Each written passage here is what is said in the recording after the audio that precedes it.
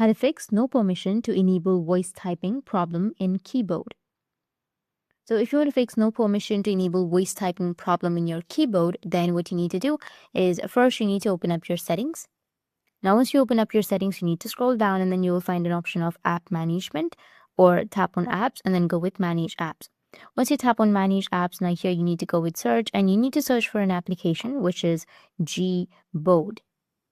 After searching, tap on Gboard. Once you tap on Gboard, now here you need to scroll down and then go with permissions. Under the app permissions, you need to go and allow the permission of microphone. After allowing the microphone permission, it will fix no permission to enable voice typing problem in your keyboard. So in my case, in my device, I have a Gboard, but you may have any other device in your keyboard. So you need to go with your keyboard application and then enable the permission of voice or your microphone.